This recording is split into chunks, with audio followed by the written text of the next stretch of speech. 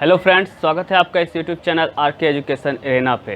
तो जैसा कि आप सभी को पता है, रिफ्लेक्शन ऑफ लाइट हमारा चैप्टर चल रहा था फिजिक्स में। उसी का आज पार्ट हम 3 करेंगे, जिसमें हम लोग पढ़ेंगे मिरर के बारे में। आज हम लोग जो पढ़ेंगे वो पढ़ेंगे मिरर के बारे में, यानी कि मिरर को हिंदी में दर्पण कहते हैं। अब मिरर कितने तरह के होते हैं? तो 2 तरह के होते हैं। एक होता है प्लेन मिरर, एक होता है स्फेरिकल मिरर। प्लेन मिरर को समतल दर्पण कहते हैं और स्फेरिकल मिरर को गोलीय दर्पण कहते हैं। अब ये स्फेरिकल मिरर जो होता है उसके भी 2 टाइप्स होते हैं। एक कॉनकेव मिरर होता है, कॉन्वेक्स मिरर होता है। कॉनकेव को अवतल कहते हैं और कॉन्वेक्स को उत्तल कहते हैं।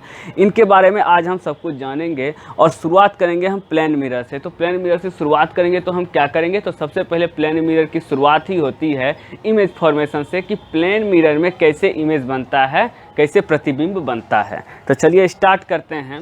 Image formation by plane mirror. Image formation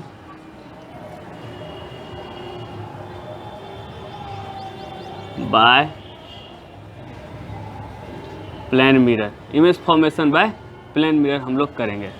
तो चलिए स्टार्ट करते हैं। इसके लिए सबसे पहले हम क्या करेंगे कि एक प्लेन मिरर बनाएंगे, यानी कि एक समतल दर्पण को बनाएंगे। ये हमारा हो गया समतल दर्पण, जिस दर्पण के एक साइड्स में हमने क्या कर दिया है? पॉलिश कर दिया है। ये देखिए, इसको हिंदी में कलई करना कहते हैं। तो ये हमारा हो गया पॉलिश्ड सरफेस। क्या हो गया? पॉलिश्ड सरफेस हो गया। ये हमारा हो गया पॉलिश सरफेस। और ये दूसरा साइड जो है हमारा, ये फ्रंट वाला साइड, ये हो गया हमारा शाइन सरफेस। शाइन सरफेस का अर्थ क्या होता है? चिकना सतह, जिससे क्या होगा? लाइट रिफ्लेक्ट करेगा, शाइन सरफेस। और जैसा कि मैंने आपको पहले भी बताया है कि पॉलिश सरफेस में सबसे ज़्यादा जो होता है लाइट को रिफ्लेक्ट करता है कौन सा? अगर सिल्वर मेटल से पॉलिश किया जाए तो वो मैक्सिमम अमाउंट्स ऑफ लाइट को क्या कर देता है? रिफ्लेक्ट कर देता है। अब इसमें हम इमेज फॉर्मेशन करने के लिए क्या लेंगे कि एक ऑब्जेक्ट लेंगे। तो चलिए, एक ऑब्जेक्ट मैंने ले लिया। यहाँ पे मैंने एक ऑब्जेक्ट ले लिया, इसका नाम रखा मैंने ए और बी। अब इसका इमेज फॉर्मेशन हम करेंगे। तो अब सबसे पहले मैं ये बात आपको बता दूं कि इस ऑब्जेक्ट जो है, इस ऑब्जेक्ट ये जो ए बी है, इसके हर एक पॉइंट से लाइट रेज आ रही हैं। इसके हर एक पॉइंट से क्या आ रही हैं? हमारी लाइट रेज आ रही हैं और हर एक डायरेक्शन में आ रही हैं। तो चलिए स्टार्ट करते हैं। अब मान लीजिए कि ये पॉइंट ए है, और देखिए एक बात और समझने वाली है कि ये जो बॉडी है, यानी कि ये जो ऑब्जेक्ट है, इसमें बहुत सारे पॉइंट्स हैं। इन दोनों के बीच में, ए और बी के बीच में इनफाइनाइट नंबर्स ऑफ पॉइंट्स हैं। क्या है? इनफाइनाइट नंबर्स ऑफ पॉइंट्स हैं। और हर एक पॉइंट से क्या होगा? लाइट गुजरेगी, हर एक पॉइंट से लाइट गुजरेगी। अब क्या हुआ कि पॉइंट ए से एक लाइट आई स्ट्रेट लाइन में। पॉइंट ए से एक रे आई, इसे कहेंगे हम लोग रे। अब आपको पता है कि रे जो आती है इसे क्या कहते हैं हम लोग? इंसिडेंट रे कहते हैं। यानी कि ये एक इंसिडेंट रे हमारी आई, और ये यहाँ पर कितना का एंगल बनाई? 90 का एंगल बनाई। कितना का एंगल बनाएगी? ये 90 डिग्री का एंगल बनाएगी। तो आपको पता है कि 90 डिग्री का एंगल बना रही है, यानी कि परपेंडिकुलर एंगल बना रही है 90 डिग्री का। तो ये जब इस सरफेस से टकराएगी तो ये क्या होगी? 90 डिग्री पर ही क्या हो जाएगी?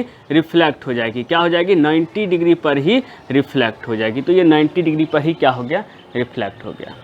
अभी हम क्या कर रहे हैं कि पॉइंट ए का इमेज बना रहे हैं। किसका बना रहे हैं? पॉइंट ए का इमेज बना रहे हैं। तो ये इस पे टकराएगी और पीछे क्या होगी? रिफ्लेक्ट हो जाएगी। पीछे क्या हो जाएगी? रिफ्लेक्ट हो जाएगी। 90 डिग्री पे ही रिफ्लेक्ट हो जाएगी, क्योंकि कर्व तो बन नहीं रहा है। अब क्या करेंगे कि ध्यान से समझिएगा।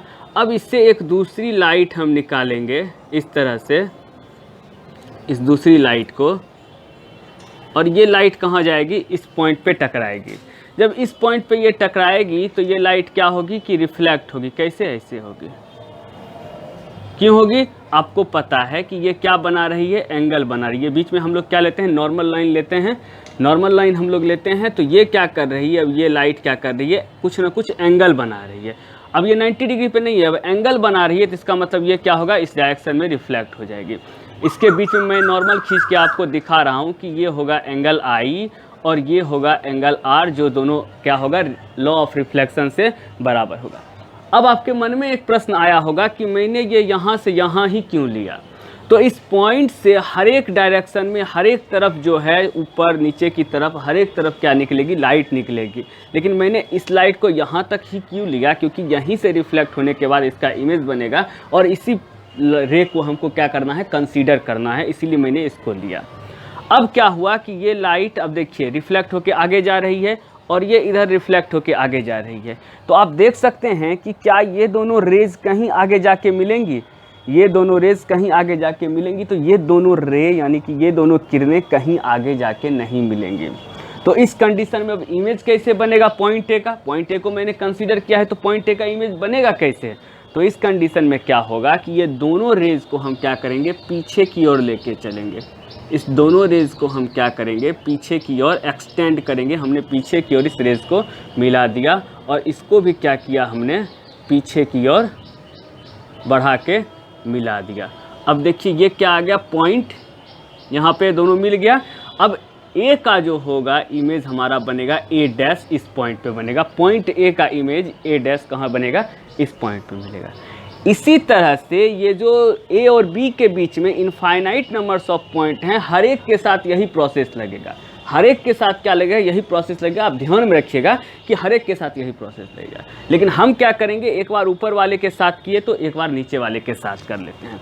अब हम क्या करते हैं कि इस रेज को फिर यहाँ से एक पॉइंट बी से एक रे लाते हैं 90 डिग्री के एंगल पे, 90 डिग्री के एंगल पे लाते हैं। अब क्या होगा कि ये हमारी इंसिडेंट रे हो गई यानी कि आपतित किरण होगी। अब ये परपेंडिकुलर इससे टकराएगा तो फिर क्या होगा, जैसे ऊपर पे रिफ्लेक्ट हुआ था पीछे साइड में, ये भी क्या हो जाएगा पीछे साइड में रिफ्लेक्ट हो जाएगा बिल्कुल परपेंडिकुलर यानी कि 90 डिग्री पे, बिना कोई एंगल बनाए हुए। यहाँ से टकराया, यहाँ रिफ्लेक्ट हो गया। दूसरा कंडीशन हम क्या करेंगे कि अब बी पॉइंट से एक रे मान लीजिए जाएगी और कहाँ टकराएगी, अब इस पॉइंट पे टकराएगी। बी पॉइंट से एक रे गई, इस जैसे यहाँ से आई उसी तरह से बी पॉइंट से गए, बहुत सारी रेज निकलेंगी और बहुत सारे पॉइंट्स पे टकराएंगी, लेकिन हमको कंसीडर क्या करना है इस पॉइंट पे जो टकराएगी। अब इस पॉइंट पे टकराने के बाद वो रे क्या होंगी, ऐसे रिफ्लेक्ट हो जाएंगी, क्या होंगे इस डायरेक्शन में क्या होंगी, वो रेज रिफ्लेक्ट होंगी। इमेज थोड़ा सही नहीं है लेकिन आप लोग ध्यान रखिएगा, समझने की कोशिश कीजिए। अब यहाँ पे भी एंगल ऑफ रिफ्लेक्शन से ये और ये क्या हो गया, इक्वल हो गया, एंगल आई हो गया और एंगल आर हो गया, रिफ्लेक्टेड रे। अब फिर से वही चीज़ देखना है कि इसको एक्सटेंड कीजिए और इसको एक्सटेंड कीजिए। आप देखिए कि ये कहीं मिलेगी, ये दोनों लाइनें कहीं जाके नहीं मिलेंगी, ये दोनों लाइनें नहीं मिलेगी, कहीं जाके नहीं मिलेंगे। अब जब कहीं जाके नहीं मिलेंगी तो इसको हम भी क्या करेंगे पीछे की ओर एक्सटेंड करेंगे, यानी कि पीछे की ओर हम करेंगे, इसको बढ़ाएंगे। हमने इसको पीछे की ओर बढ़ाया और इस रे को भी क्या किया हमने पीछे की ओर बढ़ाया। जब दोनों को बढ़ाया तो पॉइंट बी का जो है वो बन गया बी डैश, यहाँ पे इस पॉइंट पे बन गया बी डैश, इमेज बन गया इस पॉइंट पे। अब क्या करते हैं कि मैंने पहले ही आपको बताया कि इन दोनों के बीच में इनफाइनाइट नंबर्स ऑफ पॉइंट्स हैं और सबके साथ यही प्रोसेस क्या होगा लगेगा, लेकिन आपको दिखाना इस तरह से है, एक ऊपर वाले पॉइंट से एक नीचे वाले पॉइंट से। और देखिए ए और बी का जो इमेज फॉर्मेशन है ए और बी डैश वो क्या बन गया इस साइड में बन गया, आप देख सकते हैं। अब एक बात मैं आपको बता दूं कि कोई भी मिरर हो, चाहे प्लेन मिरर हो, कॉनकेव मिरर हो या कॉन्वेक्स मिरर हो, इस कंडीशन में जिस तरफ ऑब्जेक्ट रखा रहता है, जिस तरफ ऑब्जेक्ट रखा रहेगा, अगर लाइनें उस तरफ आके मिल रही हैं, मान लीजिए कि ये दोनों लाइनें कहीं पे आके मिल जाती हैं, ये दोनों लाइनें कहीं पे आके मिल जाती हैं, अगर लाइनें इस तरफ कहीं एक दूसरे को काटती तो जिस तरफ ऑब्जेक्ट रखा रहता है उस तरफ लाइनें अगर एक दूसरे को काटती हैं तो इमेज बनता है रियल यानी कि वास्तविक प्रतिबिंब बनता है। लेकिन यहाँ पे तो इस तरफ काट नहीं रही है, हमें इनको क्या करना पड़ा पीछे एक्सटेंड करना पड़ा, जिसे हिंदी में कहते हैं कि पीछे एक्सटेंड किया और पर्दे पर उतारना। तो पीछे एक्सटेंड करके इसको पर्दे पर उतारा, तो जब पीछे बनेगा ऑब्जेक्ट जिस साइड में है उसके यानी कि दर्पण के पीछे बिहाइंड, ये देखिए मिरर है, ये मिरर का फ्रंट भाग है, तो ये मिरर का बिहाइंड ये पीछे का भाग है। तो अगर दर्पण के पीछे बनेगा तो इसको हम कहेंगे कि कैसा बना है, काल्पनिक बना है। तो काल्पनिक बना है तो इसको क्या कह सकते हैं हम, वर्चुअल। तब क्यों वर्चुअल, अब क्या लिख रहे हैं हम, इसकी प्रॉपर्टीज़ लिख रहे हैं। तो पहली प्रॉपर्टीज़ आपको प्लेन मिरर की पता लग गई कि प्लेन मिरर में क्या बनता है, वर्चुअल बनता है। एक बात और ध्यान रखने वाली बात है कि अगर वर्चुअल बनेगा तो ऑलवेज इरेक्ट बनेगा यानी कि सीधा बनेगा, और इन्वर्टेड बनेगा और रियल बनेगा तो इन्वर्टेड बनेगा। वास्तविक प्रतिबिंब बनता है, रियल इमेज बनता है तो वो कैसा बनता है, उल्टा बनता है यानी कि इन्वर्टेड बनता है। और वर्चुअल यानी कि काल्पनिक बनता है तो वो कैसा बनता है, इरेक्ट बनता है यानी कि सीधा। तो चलिए इसका एक प्रॉपर्टीज़ क्या हो गया कि ये इरेक्ट इमेज बन गया यानी कि सीधा इमेज बन गया। तीसरी प्रॉपर्टीज़ क्या होगी कि सेम साइज का बनेगा। सेम साइज के कहने का यहाँ पे क्या मतलब है यहाँ पे सेम साइज़ के कहने का मतलब है कि ऑब्जेक्ट का जो साइज़ है ए से बी तक, वही साइज़ का क्या होगा, इमेज बनेगा, सेम साइज़ का बनेगा, ना बड़ा ना छोटा, जिस साइज़ का ऑब्जेक्ट है उसी साइज़ का क्या बनेगा, इमेज बनेगा। और ये किस में होता है, प्लेन मिरर में ये केस है, ये प्लेन मिरर में यही केस है कि ऐसा होता है। तो सेम साइज़ भी आपको समझ में आ गया। चौथी प्रॉपर्टीज़ क्या है, आप देखिए कि मिरर से लेकर के जिस तरफ ऑब्जेक्ट रखा हुआ है, ये मिरर है और इस तरफ ऑब्जेक्ट रखा हुआ है, इसके बीच का जितना डिस्टेंस होगा उतना ही डिस्टेंस होगा मिरर से लेकर के जहाँ पे इमेज फॉर्म हुआ है उसका। मिरर से लेके ऑब्जेक्ट जहाँ पे रखा है दोनों के बीच का जितना डिस्टेंस है उतना ही डिस्टेंस होगा जहाँ पे इमेज बना है और मिरर का। यानी कि हम लिख सकते हैं कि object distance is equal to image distance. लिख सकते हैं object distance is equal to image distance. चलिए, एक और प्रॉपर्टीज़ है इसकी जिसको हम कहते हैं लैटरली इन्वर्टेड। ये प्लेन मिरर की एक स्पेसिफिक प्रॉपर्टीज़ है, लैटरली इन्वर्टेड। अब ये क्या प्रॉपर्टीज़ है, आपको पूछा भी जाता है एग्जाम में कि लैटरली इन्वर्टेड का मतलब क्या होता है। तो आप ध्यान दीजिएगा कि लैटरली इन्वर्टेड क्या होता है कि जब आप आईने के सामने यानी कि प्लेन मिरर के सामने खड़े होते हैं और अपना बायां हाथ उठाते हैं तो आपको लगता है कि आप अपना दायां हाथ उठा रहे हैं। आप बाएं हाथ से अगर कंघी करेंगे तो आपको लगेगा कि आप दाएं हाथ से कंघी कर रहे हैं। तो ये जो चीज़ें होती है इसी को कहते हैं लैटरली इन्वर्टेड। हिंदी में इसे कहते हैं पार्श्व परिवर्तन। क्या कहते हैं, पार्श्व परिवर्तन कहते हैं। चलिए, तो आपको प्लेन मिरर में इमेज फॉर्मेशन उम्मीद है कि समझ में आ गया होगा। अब हम लोग चलते हैं स्फेरिकल मिरर की ओर। अब हम लोग चलते हैं गोलीय दर्पण के बारे में। गोलीय दर्पण किसका बना होता है, तो एक स्फेयर का बना होता है। स्फेयर और सर्कल में डिफरेंस होता है, आपसे पूछेगा। तो गोलीय दर्पण किसका बना होता है, स्फेयर का बना होता है। स्फेयर क्या होता है, खोखला गोला होता है या फिर सॉलिड गोला भी हो सकता है। खोखला गोला होता है फुटबॉल की तरह, और सर्कल तो सर्कल है एक रिंग की तरह, ठीक है ना। तो स्फेयर का बना होता है। अब इस स्फेयर को मैं यहाँ से कट कर दूँ और यहाँ से कट कर दूँ, दोनों जगह से मैंने कट कर दिया तो कैसा मिलेगा मेरे पास। चलिए इसको मिटा के देखते हैं कट करने के बाद कैसा मिलेगा। तो कट करने के बाद कुछ इस तरह का मिलेगा, मिला कुछ इस तरह का। तो अब एक इस तरफ का मिला, इस तरह का मिला। अब इसको मैं डॉटेड लाइन से डाल देता हूँ, इससे आपको पता चले कि ये स्फेयर से लिया गया है, ठीक है। अब अगर इसी में एक साइड वाले को मैं क्या कर देता हूँ, एक साइड के आउटर मोस्ट पार्टिकल को क्या कर देता हूँ, पॉलिश्ड कर देता हूँ। यानी कि आउटर मोस्ट पार्टिकल पॉलिश्ड किया हुआ है, ठीक है। और एक साइड का क्या करता हूँ कि इनर मोस्ट पार्टिकल को क्या कर देता हूँ, पॉलिश्ड, यानी कि इनर मोस्ट पार्टिकल पॉलिश्ड, ठीक है। तो आपको कहेगा तो जिस भी मिरर का, जिस भी स्फेरिकल मिरर का आउटर मोस्ट पार्टिकल पॉलिश होता है उसको कहते हैं कॉनकेव मिरर। क्या कहते हैं, कॉनकेव मिरर कहते हैं। और जिसका इनर मोस्ट पार्टिकल पॉलिश होता है उसको क्या कहते हैं, कॉन्वेक्स मिरर कहते हैं, ठीक है। यहाँ तक बात समझ में आ गई। उसको कॉनकेव कहते हैं, उसको कॉन्वेक्स कहते हैं। जिसका आउटर मोस्ट पार्टिकल पॉलिश है उसको कॉनकेव और जिसका इनर है उसको कॉन्वेक्स। अब इसको अलग अलग बना के आपको बताता हूँ। देखिए, ये हो गया एक, आपको इनर मोस्ट पार्ट इसका पॉलिश है तो आपको पता लग गया होगा कि ये क्या हो गया है, ये हो गया है हमारा कॉन्वेक्स। अब ये मिरर, स्फेरिकल मिरर, चाहे वो कॉनकेव हो कि कॉन्वेक्स हो, जिस स्फेयर का पार्ट होता है उसके सेंटर को हम लोग क्या कहते हैं, सेंटर ऑफ कर्वेचर कहते हैं। उसके सेंटर को हम लोग क्या कहते हैं, सेंटर ऑफ कर्वेचर कहते हैं। उसी तरह से यहाँ पे भी एक बनाते हैं। अब इसका आउटर पार्ट क्या कर देते हैं, पॉलिश कर देते हैं, और इसको भी डॉटेड लाइन से मैं आपको दिखा देता हूँ। अब इसका सेंटर यानी कि सी, इसको क्या कहते हैं, वही कहते हैं सेंटर ऑफ कर्वेचर, जिस स्फेयर से लिया गया है। अब इसको पहचानने का एक और तरीका है। अब देखिए कि आपको प्लेन मिरर में भी मैंने बताया कि जिस तरफ पॉलिश किया हुआ है उस तरफ से तो रिफ्लेक्ट होगा नहीं लाइट रिफ्लेक्ट कहाँ से होगा, तो साइन सरफेस। तो जो इसके आगे वाला सरफेस है साइन सरफेस, और इसके पीछे वाला सरफेस है sign surface.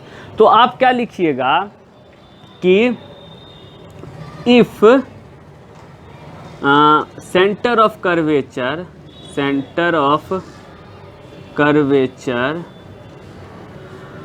Is towards reflecting surface towards reflection surface is called concave mirror। समझिए बात को कि सेंटर ऑफ कर्वेचर जो है वो रिफ्लेक्टिंग सरफेस के नज़दीक है। यहाँ पे देखिए नज़दीक है कि नहीं है, ये रिफ्लेक्टिंग सरफेस हो गया, ये सेंटर ऑफ कर्वेचर हुआ, इसके नज़दीक है तो क्या हो गया हमारा कॉनकेव हो गया। और क्या हुआ अगर अवे हुआ, डायरेक्ट लिख देता हूँ, अगर अवे हुआ यानी कि दूर हुआ, ये देखिए यहाँ सेंटर ऑफ कर्वेचर ये दूर है, बीच में पॉलिश क्या हुआ है तो इससे तो दूर ही है ना सर, इससे दूर ही है, समझे। तो इससे दूर है तो इसको क्या कहेंगे हम लोग, इसको क्या कहेंगे, अवे अगर होगा तो वो क्या हो जाएगा कॉन्वेक्स मिरर हो जाएगा। क्या हो जाएगा कॉन्वेक्स मिरर हो जाएगा। ठीक है, यहाँ तक समझ में आ गया, आपको तरीका पता लग गया कि कॉनकेव और कॉन्वेक्स। अब इसी में इसका कुछ पॉइंट्स हम लोग देख लेते हैं। एक कोई सा भी मिरर बना लेते हैं, उत्तल या अवतल कोई भी बना लीजिए। चलिए एक उत्तल बना लेते हैं और इसके अब पॉइंट्स करते हैं। ये इसका सेंटर हो गया, सेंटर ऑफ कर्वेचर आपको पता लग गया। अब आपको बताता हूँ कि मिरर हमारा क्या है, इतना दूर है, यहाँ से लेके यहाँ तक हमारा मिरर है। तो इस मिरर का जो सेंटर पॉइंट होगा यानी कि मिड पॉइंट होगा उसको कहेंगे पी यानी कि पोल। क्या कहेंगे, ध्रुव कहेंगे, हिंदी में क्या कहेंगे, ध्रुव कहेंगे। इस मिरर का जो सेंटर पॉइंट होगा इसको कहेंगे पोल यानी कि ध्रुव। अब क्या होगा कि एक लाइन आएगी, यानी कि एक्सिस होता है ना, एक्स एक्सिस वाई एक्सिस, हर एक चीज़ का एक एक्सिस होता है जिससे वो दो भाग में बटा रहता है। तो एक्सिस आएगी जो ज्वाइन करेगी किसको, सेंटर ऑफ कर्वेचर और पोल को। ये हुआ पोल और ये हुआ सेंटर ऑफ कर्वेचर। तो एक एक्सिस आएगी, एक लाइन, आप क्या कहेंगे, एक लाइन जो ज्वाइन कर रही है यानी मिला रही है किसको, सेंटर ऑफ कर्वेचर और पोल को मिला रही है। इस लाइन को हम क्या कहते हैं, प्रिंसिपल एक्सिस कहते हैं। इस लाइन को क्या कहते हैं, प्रिंसिपल एक्सिस कहते हैं। अभी बस आप लोग समझिए कि किसको क्या कहते हैं। तो सेंटर ऑफ कर्वेचर और पोल को मिलाने वाली लाइन को क्या कहते हैं, प्रिंसिपल एक्सिस कहते हैं। अब क्या होगा कि सेंटर ऑफ कर्वेचर और पोल के बीच में एक पॉइंट होगा, सेंटर ऑफ कर्वेचर और पोल के बीच में, बिल्कुल बीच में एक पॉइंट होगा जिसको हम लोग कहेंगे फोकस पॉइंट कहेंगे। क्या कहेंगे, फोकस पॉइंट कहेंगे। फोकस पॉइंट को इस तरह से भी समझिए, यहाँ पे थोड़ा सा देख लीजिए। अब ये आपको पता है प्रिंसिपल एक्सिस आपको पता लग गया, पी लग गया पता, सी लग गया पता, एफ लग गया पता। अब क्या होगा कि जितनी भी पैरेलल लाइट्स आएंगी वो मिरर के रिफ्लेक्टिंग सरफेस से टकराकर जहाँ से होके गुजरेंगी अपीयर होंगी, उसको कहेंगे हम लोग फोकस पॉइंट। क्या कहेंगे, फोकस पॉइंट। या आप ये भी कह सकते हैं कि ध्रुव यानी कि पोल और सेंटर ऑफ कर्वेचर के मिड पॉइंट को हम क्या कहते हैं, फोकस। तो दो डेफिनेशन इसका लिख सकते हैं कि जितनी भी पैरेलल लाइट्स आएंगी वो रिफ्लेक्टिंग सरफेस से टकराकर फोकस पे अपीयर होंगी या अपीयर टू मीट होंगी, या तो मिलेंगी एग्जैक्टली या मिलने की संभावना होगी, तो उसको हम लोग कहेंगे कि ये क्या हो गया, फोकस पॉइंट हो गया। या फिर पोल और सेंटर ऑफ कर्वेचर के मिड पॉइंट को हम क्या कहते हैं, फोकस कहते हैं। फोकस आपको समझ में आ गया। अब नेक्स्ट पॉइंट, अब पोल से एक लाइन मैंने खींचा और सेंटर ऑफ कर्वेचर से एक लाइन खींचा और इस डिस्टेंस की हम लोग बात करेंगे। तो आपको पता है कि किसी भी स्फेयर में या सर्कल में जब सेंटर से लेके उसके सरफेस तक के बीच के डिस्टेंस को क्या कहते हैं, हम लोग रेडियस कहते हैं। तो इसको नाम देंगे हम रेडियस ऑफ कर्वेचर। क्या नाम देंगे, radius of curvature. Radius of curvature क्या हो जाएगा, तो distance between centre of curvature and pole is called radius of curvature.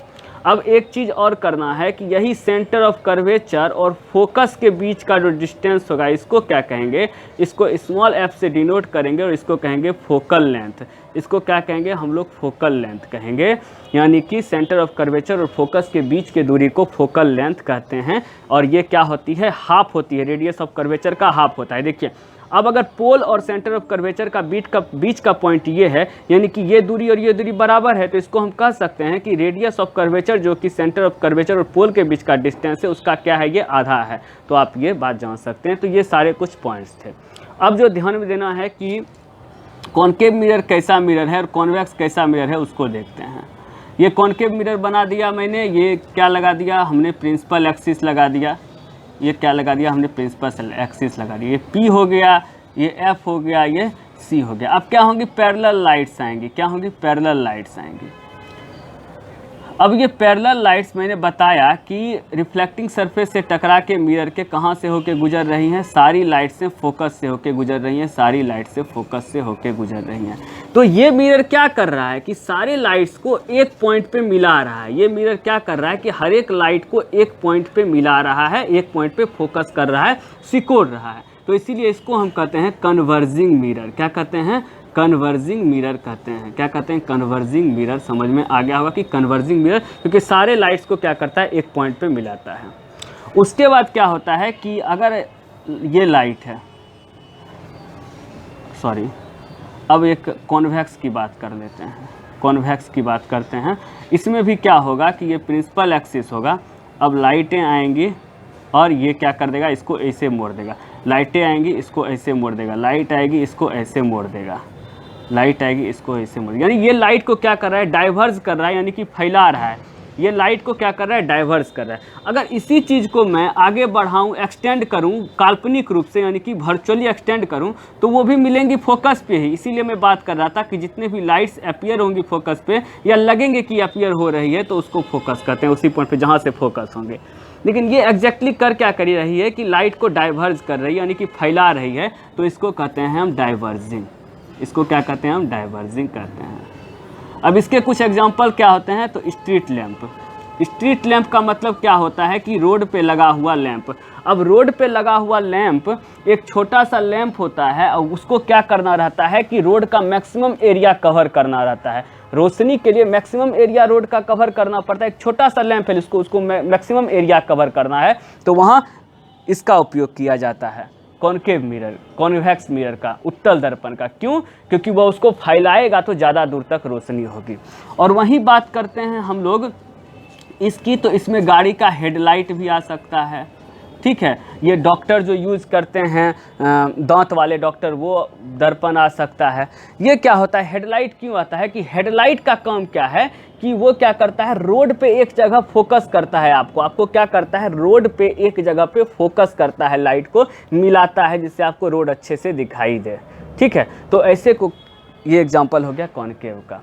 Convex में आपको पता लग गया, स्ट्रीट लैंप हो गया। या ये जो साइड मिरर हमारा होता है वो भी कॉन्वेक्स ही होता है। क्यों, क्योंकि वो मिरर छोटा सा होता है, लेकिन हमारे रोड के पीछे वाले बड़े पोर्शन को वो क्या करता है, कवर करता है। पीछे की सारी गाड़ियाँ हमको क्या दिखाई देती हैं, उस छोटे से मिरर में दिखाई देती हैं। तो उम्मीद है कि आपको ये वीडियो है समझ में आ गया होगा। इसके बाद ये सारे पॉइंट्स जो मैंने बताए हैं, इसका डेफिनेशन आपके पास एक छोटा सा आएगा आगे, उसमें सारा लिखा हुआ रहेगा विथ इमेज, आप लोग उसको देख लीजिएगा। तो उम्मीद है कि ये वीडियो अच्छा लगा होगा। वीडियो अच्छा लगे तो लाइक कीजिए, शेयर कीजिए, सब्सक्राइब कीजिए। Thank you very much.